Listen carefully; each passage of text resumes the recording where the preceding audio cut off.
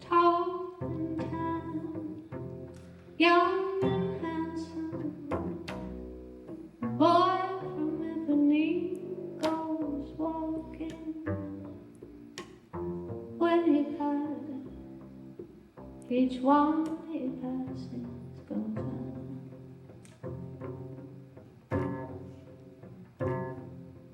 When he moves, he's like a samba that swings so cool and sways so gentle. But when he passes each wall, he passes goes on. Oh, but I watch him so sadly. How can I tell him I love him? Yes, I would give my heart gladly. But each day when he goes to the sea, he looks straight ahead, not at me. When he moves, he's like a samba. It swings so cool and sways so gentle that when he passes, I smile. When he doesn't see me.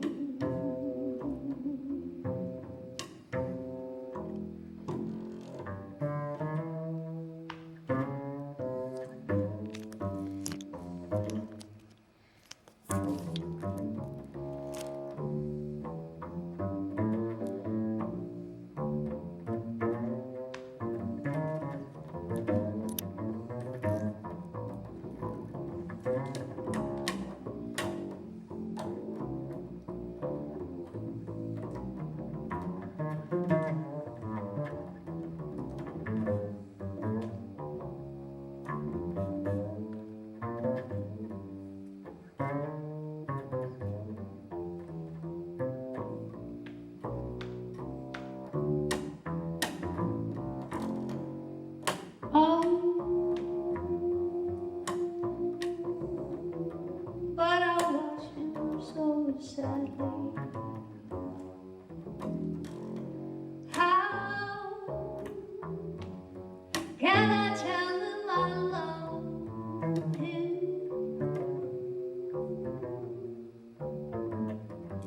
Yes,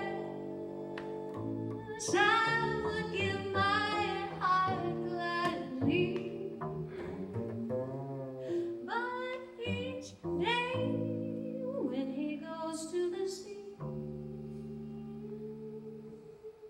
he looks straight ahead, not at me. When he moves, he's like a summer swing so cool and sways so gentle. But when he passes, I smile. But he doesn't see me. No, he doesn't see. No, he doesn't see.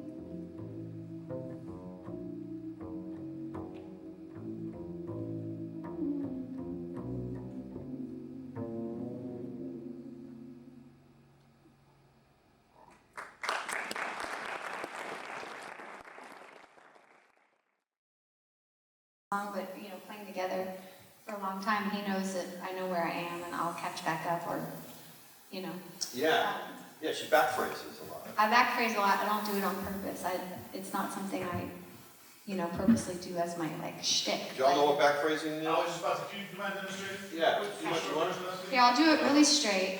Another thing I was going to say about when you're messing with something, my phrasing was push and pull with time, but I mostly stayed pretty true to the melody when I'm doing a standard the first time through. I try to be pretty respectful of the way it was actually written. And then if I come back in and have another pass at the whole form or an A section or a B section, that's where I might, not just for the sake of showing that I can do something different with it, but that's where I might let myself not know what's going to happen and see what comes out. Do you want to do like We could, all of me or something? yeah, we'll do something as an example of push and pull with time. What, do you know what key you want to do all of me? I can't remember. You took the part that once was around Let's there? see. Yeah.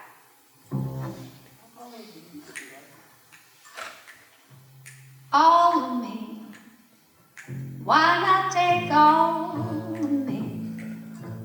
Can't you see I'm no good without you?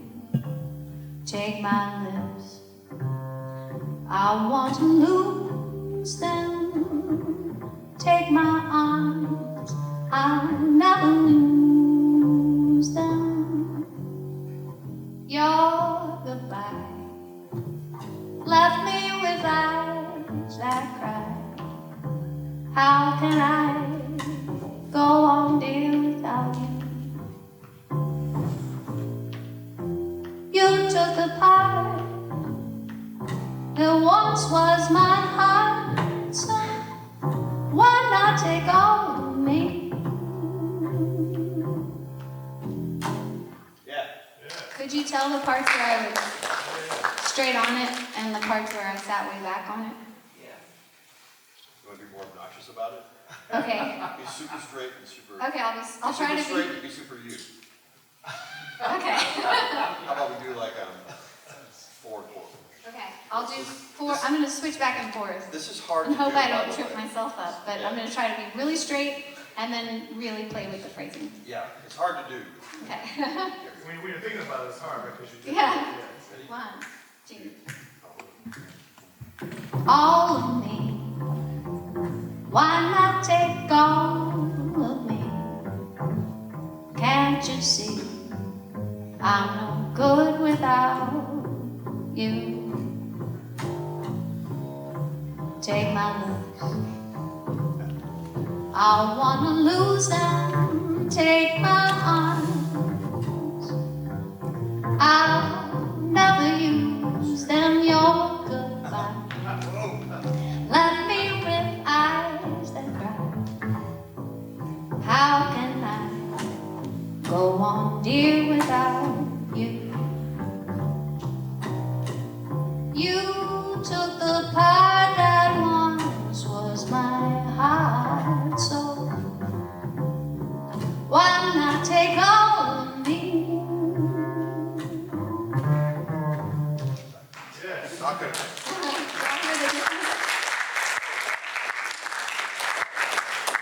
So I think part of what I'm talking about with time and having it as a safe container is because I want you to have the safety to stretch out and improvise. And be in situations where you find your people you're playing with where y'all can agree to that container and have that as solid as possible. My favorite teacher at Berkeley is named Livingston Taylor, and he said, people will not accept your passion. It's too sloppy, messy, intimate.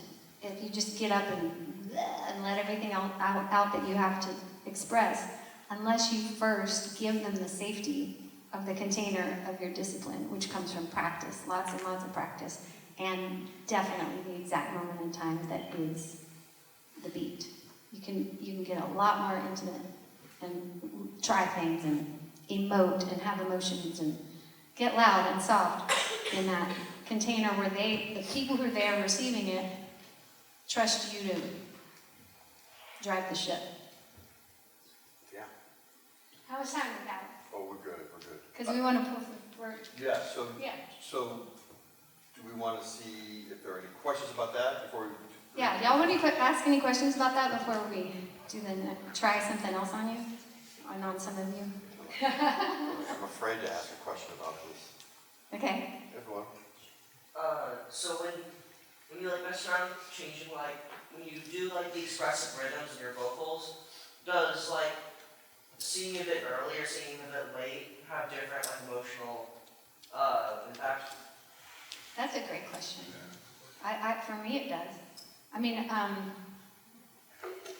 you know, when I'm teaching a voice lesson, I really encourage the person to understand what they'll bring me a song that matters to them, and they don't actually know what the lyrics are. They can't tell me what the real story is. And so we have to get to the point where they really, really understand the story. And I think even as a soloist, you know, without lyrics, these standards that you're playing, if you know the lyrics intimately and believe that story and understand the reason these standards are standards is because they're telling universal truths about the human condition and experience.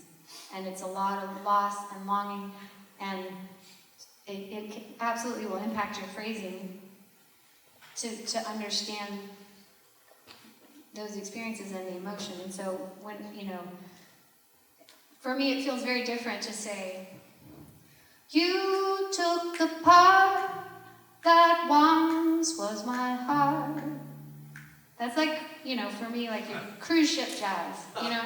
I like the way you're snapping. Yeah. Elbow snap. You took the part that once was my heart, so why not take on me? It's very different.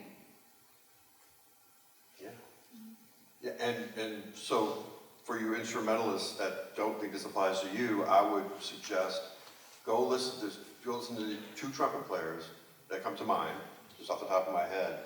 Clifford Brown and Miles Davis, both contemporaries of each other, at least for a time, both incredible, you know, iconic jazz musicians in their individual right, but you'll hear two, in my opinion, drastically different approaches to where they phrase, where they set their phrases, you know. And when I say that, I'm because they're both pretty straight ahead players, and they both played in pretty straight ahead contexts until the 60s for Miles, but definitely Clifford and Miles in the 50s, against the walking bass and steady drum beat, right, which is sort of the standard fare for straight ahead jazz. If you listen to those recordings of Clifford Brown and of Miles Davis, let's say from like 1957, 58, you'll notice, yeah, the rhythm sections are pretty similar as far as their style and their approach and the general tempos, but they phrase so differently. Miles phrases so far back compared to Clifford Brown, and it evokes a different vibe, right? It makes, I feel more energy and more sort of what I call bubbly approach in Clifford's playing, and with Miles, I feel more attitude and a little more kind of grease, I guess, for lack of a better word. Okay, so it's definitely, it's not just singing, right? Singers have the advantage of being able to backphrase lyrics, and that's like a double whammy, you know, I think. And it's not always backphrasing. I mean, there are times you get ahead of it, and that's Yeah. edgy and aggressive, or Absolutely. just exciting or emphatic. Yeah. I don't think about it, but it's not just whether somebody who tends to be behind the beat or not. It's, you know, knowing exactly where the beat is, you need to do everything. Yeah. Any other questions? Before we start harassing some of these guys? So, what should we bring up? Yeah. So we're gonna harass some of our interns today. What do you guys think about that? Yeah. Because we're gonna. Don't cheer too loud. We're gonna harass some of you guys. Because we're gonna harass some of y'all tomorrow. So we're gonna bring up Ian, Cole, and Drake, right? And they don't know what they're playing, and they're gonna bring their horns up, and we're gonna play a tune, and we'll kind of talk about it. But We're gonna play a tune, and then we're gonna play with time, and maybe trade phrases playing with time. yeah.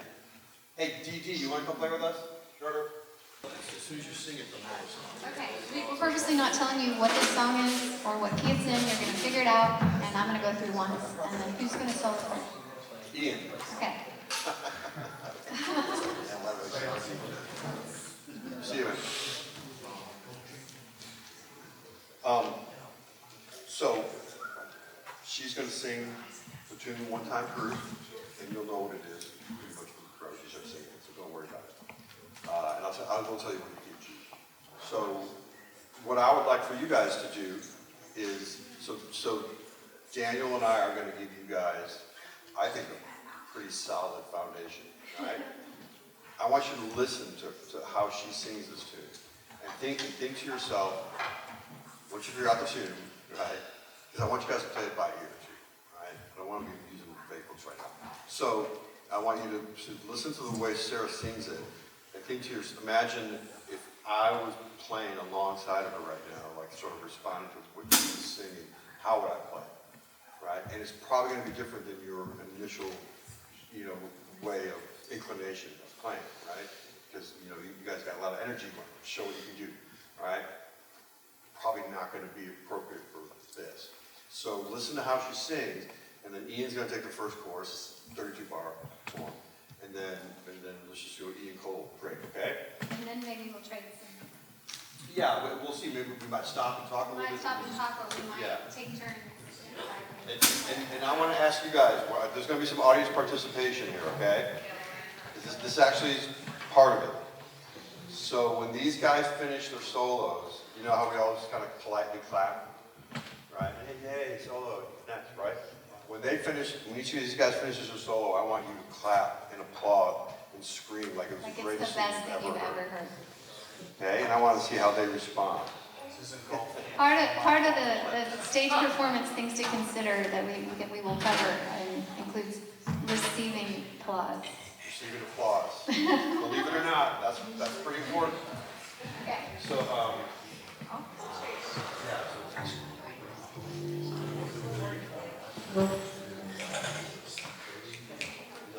Yeah. A 1, 2, 1, 2. Grab your coat and get your feet on the coast. Just direct your feet to the sunny side of the street and a bit of hand, and that happiness is yours. Life could be so sweet on the sunny side of the street. Walk in the rain, with the blues on the rain. I'm not afraid this rover of the world, if I ever am and then I'll be rich as Rockefeller. Gold dust at my feet on the sunny side of the street.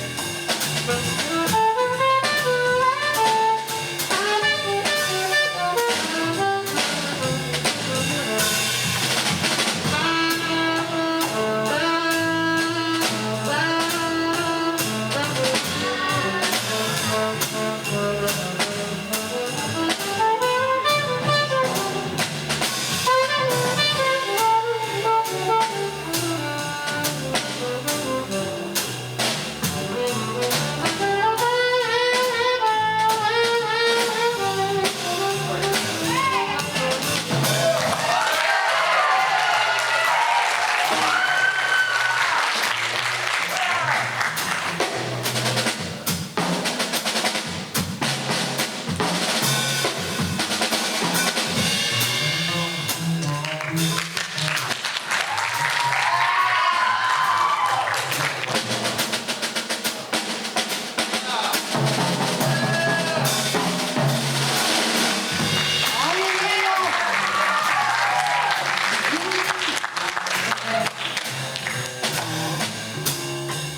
not afraid.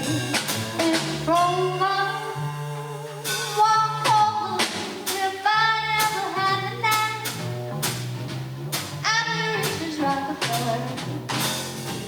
Gold dust at my feet on the sunny side. Straight light would be so sweet on the sunny side of the street.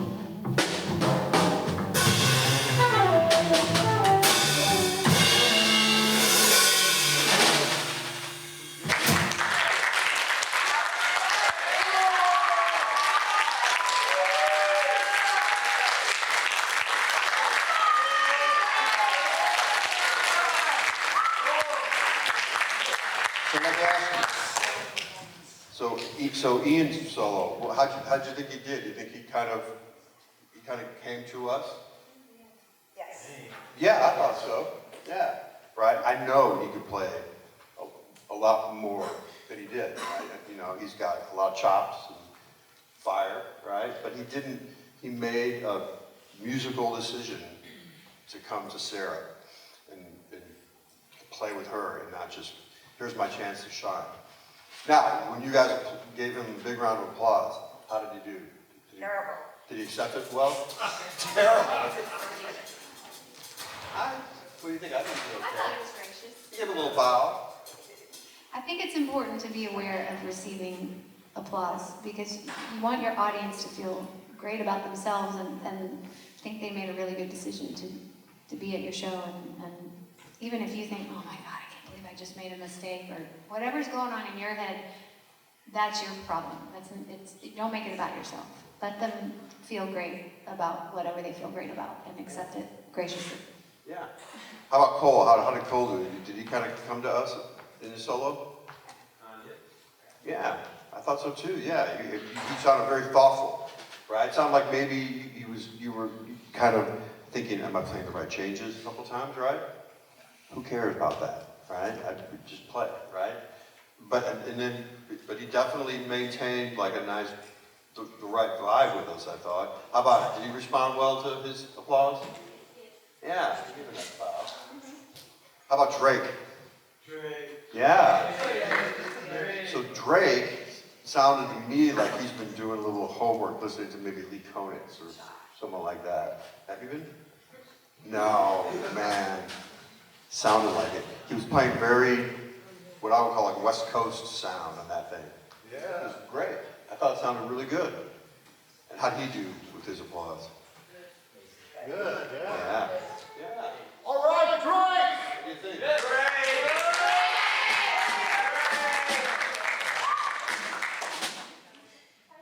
how did Daniel do with his applause? Oh, yeah. Yeah, all right. Drummer's gonna pass. 205. Okay, we have 10 minutes.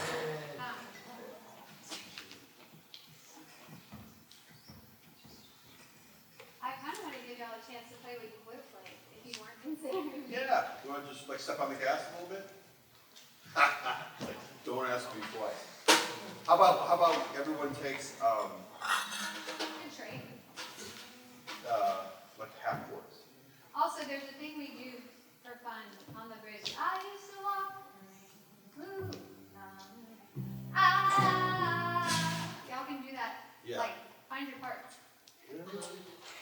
Yeah, thirds and the fifth. Try it real quick. I used to walk. E and G. Just E and G and go down by half step. Yeah.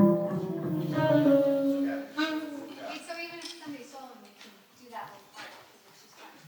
Yeah, so let's move these guys step on the gas a little bit. How about, so half chords each, same order, right? So 2 A's, B A, 2 A's, all right? And then what if we trade? Yeah.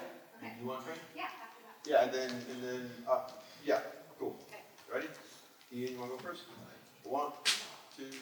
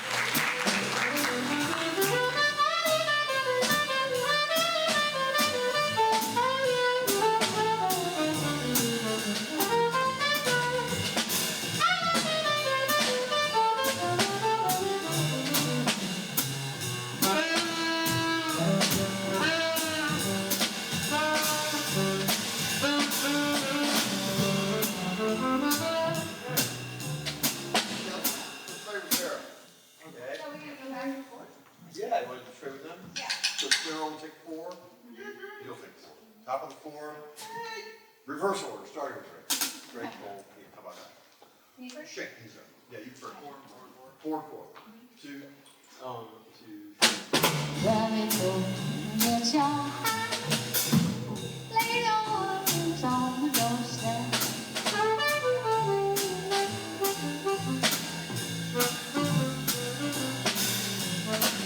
Can't you feel the power and that happiness in your step?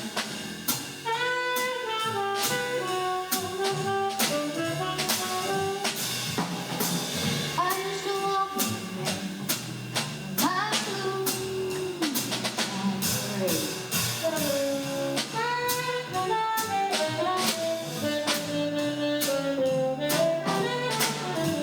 If I ever had the night, I'd be rich and rock.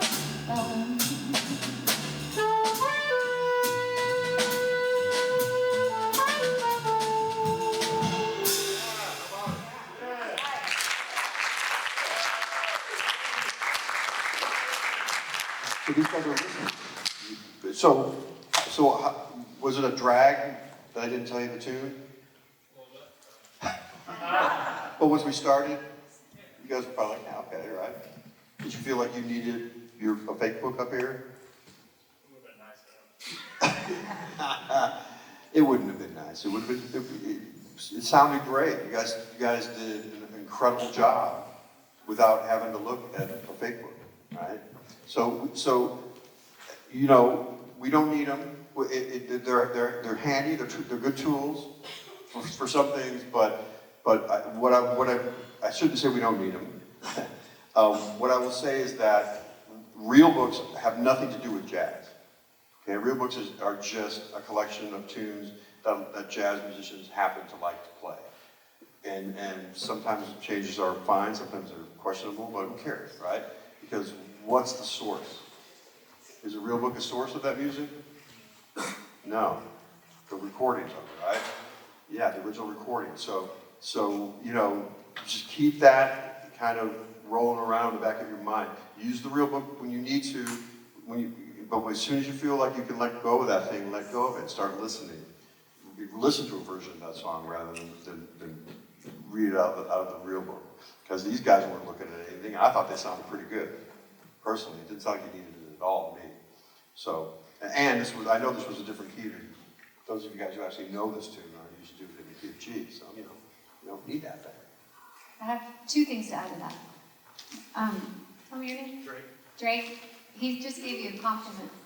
Did you see how you responded? Did anybody notice how you responded?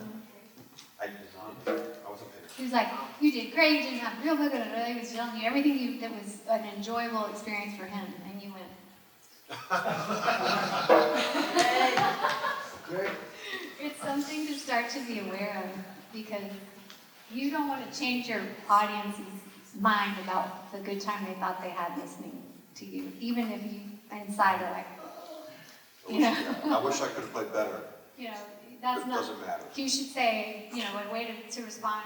I mean, in this moment, if he had been a fan after the show, even if it's somebody who's a family member and they're so glad they came to your show, just practice. All of you practice, even if it's your grandfather or your little sister. When they tell you you did a great job or it was a great show, develop the habit of not trying to convince them otherwise. Let them have their good experience.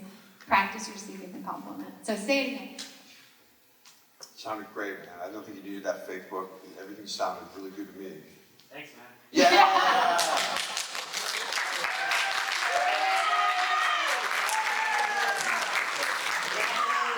A lot of sax players do that Dexter Gordon thing, right? Where they hold the horn up after the audience, when they clap after a solo, they kind of, Dexter would hold the horn up and put his head down like that.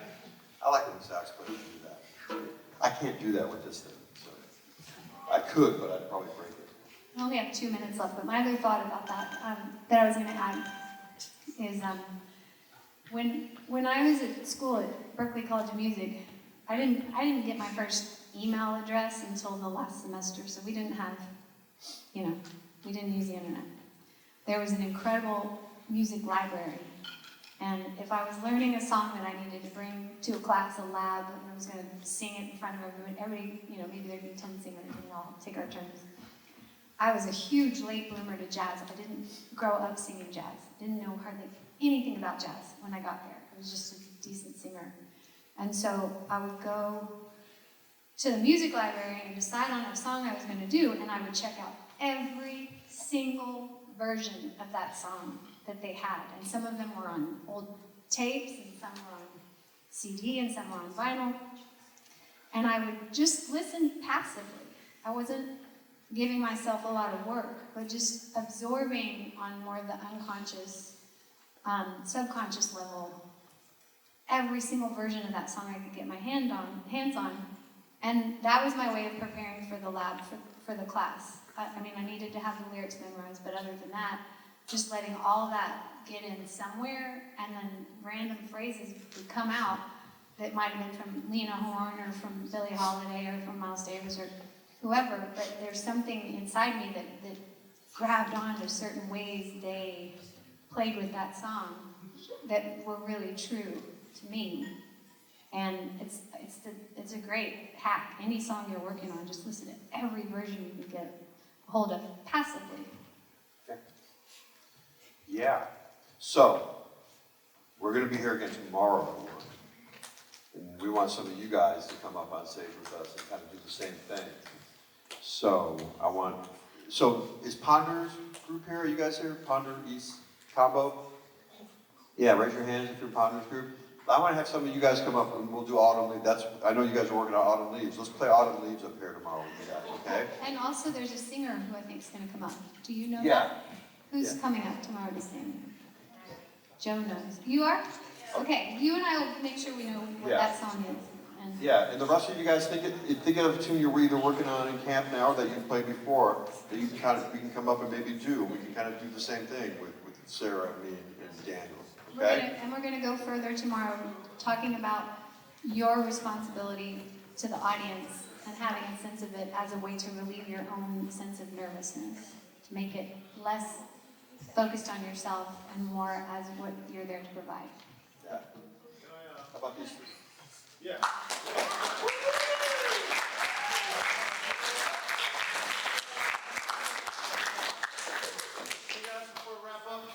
Can anyone else have another question you'd like to ask either John Fremgen or Sarah Sharp?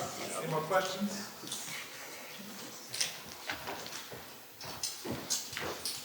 Richard, should I ask our magic question or should I wait tomorrow?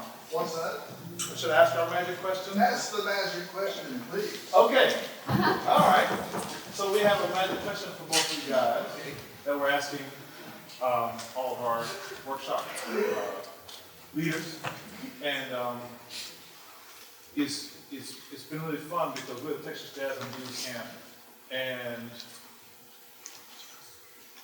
among the many useful things and life things, you guys cover great stuff, new stuff that no one's covered.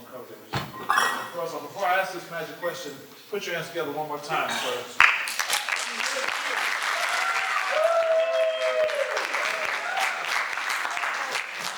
So my question for you is, why does jazz and blues matter to you? You can think about it. Well, so my first thought is, I was like the star of my choir in high school. I wasn't a jazz singer. And I graduated a year early from Berkeley, so when I was 21, I moved to London. And I didn't know a soul in London, and I'd never been there, but the way that I started to play music was to go to the Monday night blues jam at Ain't Nothing But the Blues Bar in Soho. Cool. And I wasn't exactly, a blues singer, but at least I knew that I could show up there and just say, call a blues in the E or whatever, and start to sing and make friends and make music. And that language of, we'll call somebody suddenly can't play, and we'll call a drummer we don't know, and they've never played with me before, and they show up and we can do the gig. The language of being able to come together and not even have to rehearse sometimes, you can pull it all off. It's really special. I love that. You make music anywhere you go, even with people you don't know. That's fantastic. How about that? Well, so for me, it's pretty simple. Jazz and blues kind of gave me my identity on the bass. Because when I was a kid, I saw the bass in two different worlds. I saw this thing, and I was playing orchestral bass. I was learning how to play classical bass, and I didn't even consider playing jazz on it.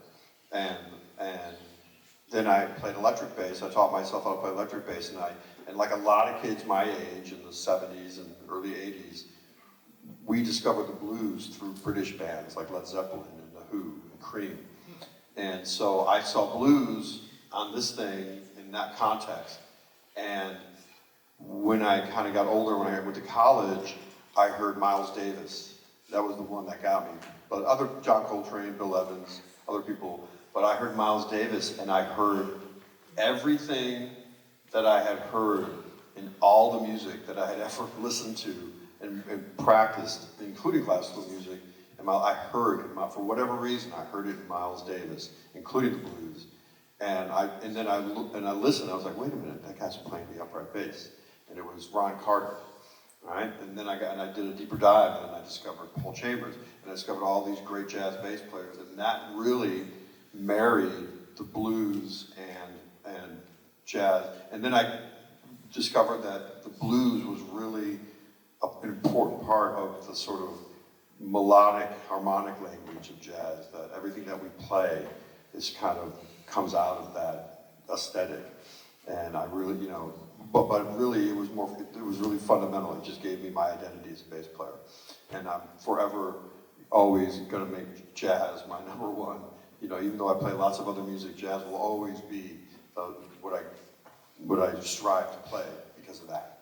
So that's what it is. Yeah.